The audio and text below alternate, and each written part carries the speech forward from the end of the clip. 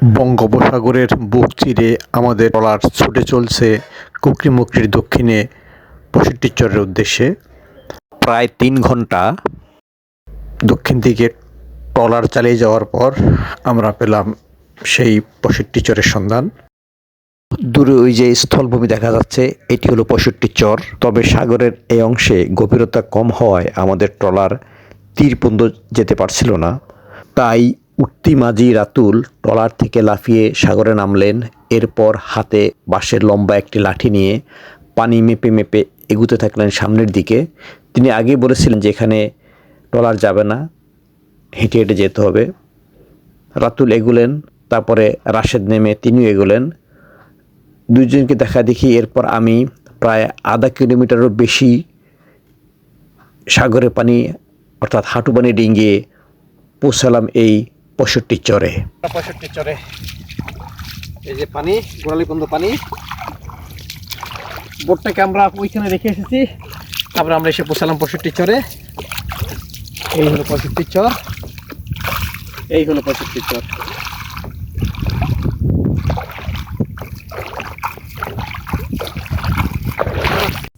এই হলো ৬৫ চর।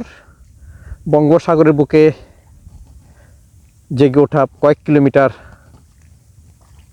বিস্তীর্ণ এই ৬৫ চর। আমরা চর কালকিনি থেকে ৩ ঘন্টার ট্রলার ভ্রমণ শেষে এখানে এসে পৌঁছেছি। আর কেউ যদি চর কুকরিমুকরি বা তারুয়া চর থেকে আসতে চান তাহলে আপনাদের 2 ঘন্টা লাগবে। দক্ষিণ দিকে আসার পরে এই ৬৫ চরের সন্ধান পাওয়া যাবে। এখানে জেলেরা মাছ ধরেন। এটি এখন ভাটা চলছে, এই যে পানি ভাটা চলছে। জোয়ারের সময় এটি তলিয়ে যায়, তখন এখানে মাছের আনাগোনা থাকে ব্যাপক। তাই যে দূরে জাল পাতা হয়েছে, একজন লোক জাল পাচ্ছেন, ইলিশের জাল। ইলিশ সব প্রচুর মাছ ধরা হয়, বিশাল এলাকা জুড়ে খুঁটি গেড়ে গেড়ে জাল পাতা হয়। এই হলো ৬৫ চরের বৈশিষ্ট্য। তবে আপনারা যারা আসবেন ৬৫ চরে তাহলে আসলে এই দৃশ্য দেখতে পাবেন। আমাদের আসার সময় কিছু অতিথি পাখি দেখেছিলাম, ওগুলো চলে গেছে। এই হলো ৬৫ চর। এখন এখানে এরকম শান্ত নিরিবিলি পরিবেশ থাকলেও বর্ষায় কিন্তু সাগরের এই অংশ প্রচণ্ড রকম উত্তাল হয়ে যায়। তখন বড় বড় ঢেউ ওঠে। মাঝিরা জানিয়েছেন ৩-৪ তলা বিল্ডিংয়ের সমপরিমাণ উচ্চতার ঢেউ এখানে আছড়ে পড়ে। এতে করে অনেকেই ভয় পেয়ে যান, অনেক ট্রলার ডুবি হয়, জেলেদের প্রাণহানি হয় এই ৬৫ চরে। কিন্তু মাছ এখানে প্রচুর পাওয়া যায় বলে জেলেরা এখানে ছুটে আসেন মাছ ধরার জন্য, জীবিকা নির্বাহের জন্য। ৬৫ চর, ৬৫ পাওয়ার হর্সের একটি বোট এখানে ডুবে গিয়েছিল বলে এই চরের নাম দেওয়া হয়েছে ৬৫ চর। এটি কয়েক কিলোমিটার, 5-6 কিলোমিটার বা আরও বেশি হবে, বিস্তীর্ণ জায়গা দেখা যাচ্ছে এদিকে। এখন ভাটা চলছে, তাই দেখা যাচ্ছে জোয়ারের সময় এটি ডুবে যায়। আর জোয়ার আসার অপেক্ষায় জেলেরা এখানে জাল পেতেছেন। জোয়ারের সময় যখন এই এলাকা ডুবে যাবে তখন এখানে ইলিশ মাছ ধরা পড়বে। এই যে একটা জেলিফিশ দেখা যাচ্ছে, যার মধ্যে আটকে আছে জেলিফিশ, প্রচুর জেলিফিশ আছে। এই হলো ৬৫ চরের একটা বৈশিষ্ট্য। এই ধরনের ডুবোচরগুলো যেগুলো জ্বরের সময় ডুবে যায়, ভাটার সময় জেগে ওঠে, জেলেদের জন্য আশীর্বাদের জায়গা। কারণ এখানে মাছরা আসার পরে মাছগুলো ধরা পড়ে, এভাবে ফাঁদ পাতা হয়, তখন এখানে মাছগুলো আটকা পড়ে, ইলিশের জাল পাতা আছে। আমরা চর কালকেনি থেকে 3 ঘন্টা ট্রলার ভ্রমণ শেষে দক্ষিণ দিকে আসার পরে এই ৬৫ চরের সন্ধান পেলাম। যেগুলো আমাদের আগে জানিয়েছেন যেখানে সরাসরি আসা যাবে না। আমরা বোটটি রেখে প্রায় আধা কিলোমিটার হেঁটে সাগরের হাঁটুবানি ডিঙে আমরা এখানে এসেছি। এই ৬৫ চর ভবিষ্যতে একটা পর্যটন স্পট হতে পারে যদি চরটি টিকে থাকে। আপাতত জেলেদের বিশ্রামের জায়গা, জেলেদের মাছ ধরার জায়গা। আবার বর্ষাকালে এই এলাকায় প্রচুর ঢেউ হয়, যে কারণে অনেক ট্রলার ডুবে যায়, জেলেরা মারা যায় বলে জেলেরা জানিয়েছেন। আমরা আশা করব যদি এই চরটি ভালো মতো জেগে থাকে তাহলে বাংলাদেশ পর্যটন কর্পোরেশন এবং বাংলাদেশ সরকার সব উদ্যোগ নেবেন এই ৬৫ চরকে একটি ভালো পর্যটন স্পট হিসেবে ব্যবহার করার জন্য। তাতে করে স্থানীয়রা উপকৃত হবেন। এই হলো ৬৫ চর, বিস্তীর্ণ এলাকা। ইলিশের জাল পাতা আছে এদিকে, অনেক এলাকা জুড়ে পাতা আছে ইলিশের জাল। আর এদিকে হলো বঙ্গোপসাগর একটা অংশ। আবার এদিকে যদি আসি পিছনের দিকে, এদিকে বঙ্গোপসাগর, তার মাঝখানে একটি দ্বীপ। এই হলো ৬৫ চর। আর হলো আইয়ুব আলী, বয়স অল্প, সে আসছে এখানে মাছ ধরার জন্য।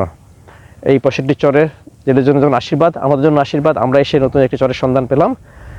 সুতরাং পর্যটক কিন্তু আপনারা যদি ইচ্ছা করেন আসতে পারেন, একটু সাহস নিয়ে আসবেন। 3 ঘন্টা ট্রলার ভ্রমণ করা, তেমন ঢেউ নাই, নর্মাল। তারপরে আপনারা আসবেন, আপনার জন্য এই বার্তা দিয়ে গেলাম। রফিকুল হায়দার ফরহাদ, ৬৫ চর, বঙ্গোপসাগর। 65 চরে পাওয়া গেল উঠতি জেলে আইয়ুব আলীকে। তার বাড়ি পটুয়াখালী, কিন্তু জীবিকা নির্বাহের জন্য তিনি এসেছেন ভোলার দক্ষিণের এই 65 চরে। তেমন কোনো কথা বললেন না, বয়স একেবারেই অল্প। তার মতো এরকম বহু অল্প বয়সী জেলে সাগরে মাছ ধরেন। এখন যারা বয়স্ক জেলে তারা তাদের ছোটোবেলায় এভাবেই সাগরে মাছ ধরেছিলেন। এই হলো 65 চরে জেলেদের জাল পাতার দৃশ্য।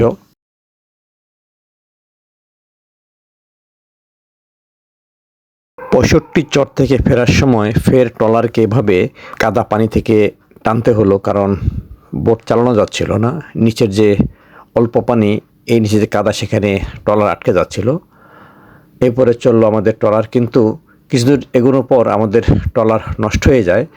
ভাগ্য বলে তখন আমরা চর কুকরিমুকরি একেবারে কাছাকাছি এসেছিলাম, তাই দূরে আরেকটি ট্রলার যেটি ছিল তারুয়ার চরে, তিনি তারুয়ার চরে পর্যটক নামিয়ে ফিরছিলেন।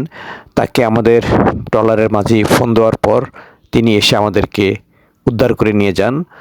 তার ট্রলারের সাথে আমাদের ট্রলার দড়ি দিয়ে বেঁধে তিনি টেনে টেনে নিয়ে যান কুকরিমুকরির খেয়াঘাটের দিকে।